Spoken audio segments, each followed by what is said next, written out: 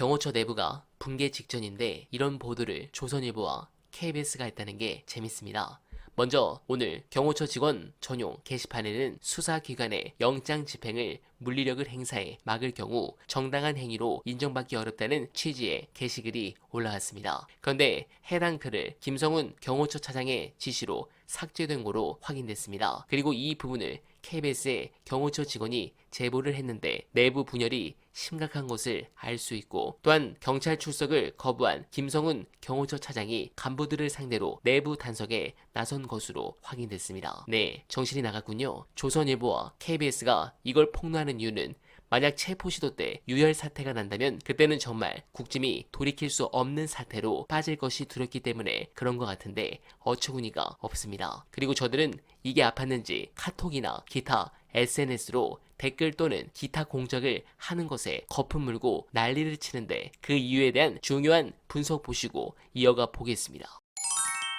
우리 집 앞에 찾아와서 협박하다가 경찰한테 쫓겨났던 배인규라는 자가 이제 운영하는 신남성연대라는 데서 디스코드 채팅방이랑 뭐 텔레그램 채팅방 이런 걸 운영해가지고 한 3만 명 정도를 운영하면서 동시에 댓글 작업을 시킨다는 겁니다. 이런 식으로 댓글에 이제 추천 폭탄을 이제 쫙 때려가지고, 그래서 자기네가 이제 댓글을 장악하는 방식으로 하는 데 있어서 신남성연대가 이제 주요 역할을 한다, 이런 얘기입니다. 아니, 저런 짓을 말하자면 조직적으로 한 애들이 있다. 저희가 어제 그 백골단인지 나발인지가 사적 폭력 조직이고 그거는 폭처법으로 처벌받을 수 있는 대상이 될 수 있다, 이게 말씀드렸잖아요. 사실 지금 배인규가 하고 있는 저 짓도 예전에 그걸로 빵에 간 사람이 있습니다. 드루킹이라고 있어요. 드루킹은 이제 기계를 동원해가지고 그 짓을 하다가 네이버 포털 사이트에 대한 업무방해 혐의로 징역 2년인가 살고 나왔습니다. 업무방해입니다. 근데 이제 지금 배인규 같은 경우도 자기가 지령을 넣어서 네이버라는 회사에 댓글 관련된 업무를 조직적으로 방해하고 있는 거죠. 그거를 사람이 하느냐 기계가 하느냐의 차이가 있을 뿐이지 법리상으로 봤을 때는 업무 방해인 건 똑같아요. 인규 선생님께서는 그걸 이제 매우 이제 숙지를 하셔야 되는 게, 왜냐면 이분이 전과가 많아요. 폭행 전과 뭐 이런 게 있거든.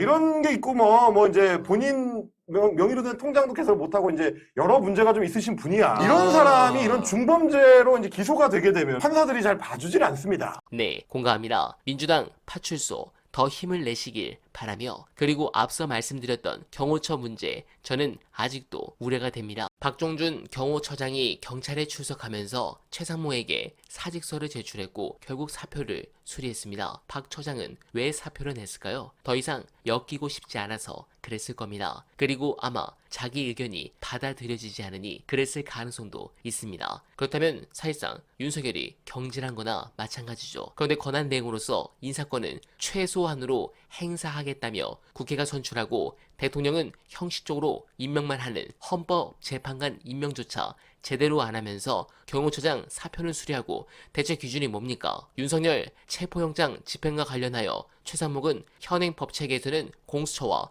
경호처의 갈등을 해결할 수 없다고 했는데 그건 나는 문제 해결 능력이 없어요, 무능해요 라는 고백입니다. 그런 애매한 태도가 불확실성을 키우는 겁니다. 제가 우려하는 것은 바로 이 부분입니다. 현 김성훈 경호처 차장 체제로 간다고 하는데 그렇다면 이제 남은 수뇌부는 정말 유혈 사태를 반드시 일으킬 자들만 남았다고 볼 수 있습니다. 이걸 최상목이 막을 수 있을까 회의적입니다. 따라서 제대로 화력을 갖추고 들어가야 합니다. 윤석열의 남은 카드는 이제 폭동과 내전밖에 없기 때문입니다. 그런 부분에서 이번 주말에 두창인을 체포하고 이 내란이 하루빨리 끝나길 간절하게 기원하며 원할 바는 내일도 최선을 다하겠습니다. 여러분 고맙습니다.